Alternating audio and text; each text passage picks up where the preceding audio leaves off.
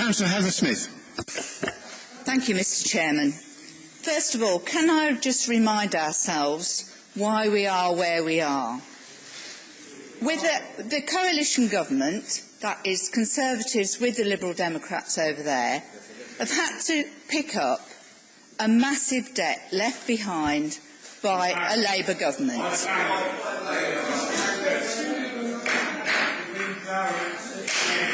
They left massive Please let the Councillor continue without interruption.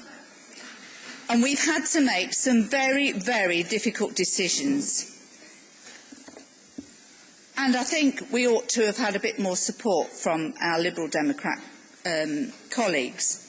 But this particular motion that's before us today, I'd like to know who is pulling your strings, Brendan.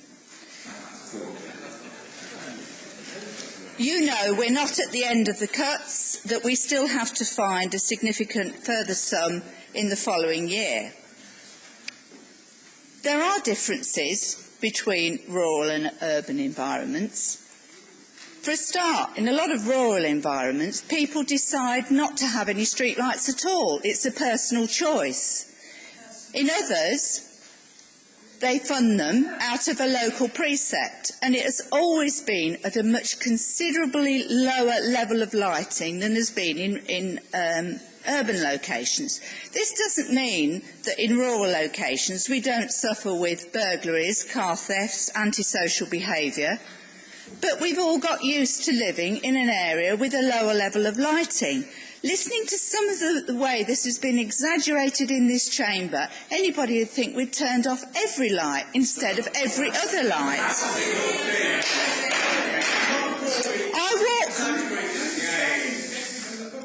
I walk my dog at night, and I often have to take a torch out with me because it isn't that brightly lit.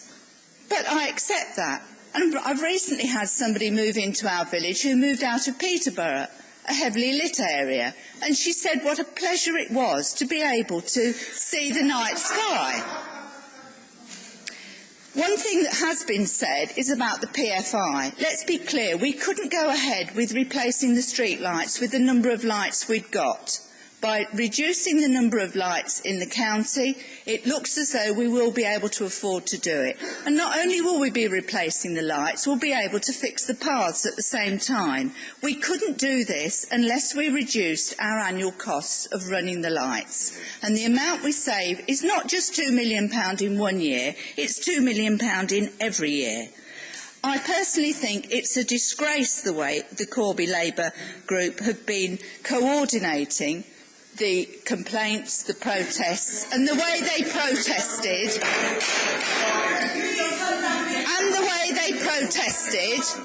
at the official opening.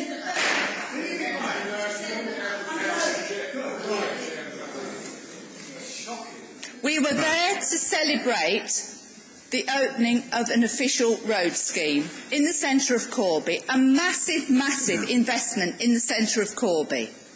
Were they proud of that? In Wellingborough, when they celebrated their opening, they had a street party. What did they do in Corby? They held a protest rally.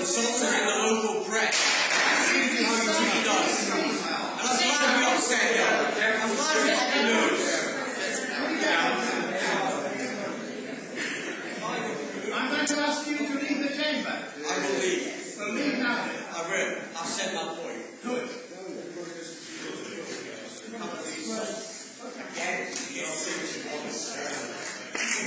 May I just sum up, Mr. Chairman?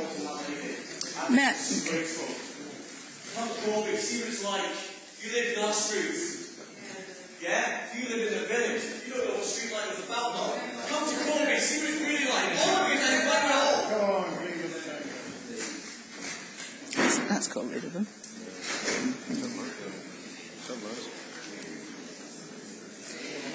If I may just sum up, Mr. Chairman. Please sum up, Thank you. Throughout the county, there are different ways of funding streetlights. There isn't any consistent way of doing it. Some parish councils fund them, and in Corby, they actually fund the lights in their rural communities. So there are different ways of funding streetlights, and if communities feel that they want a higher level of lighting, then there is a way of them putting extra funding into doing that. Can you wind up now, please? I support people's rights to protest, but the way they are protesting, I don't think they're helping their cause. I'm totally against this motion, which I believe is put forward by the minor opposition, not the major opposition.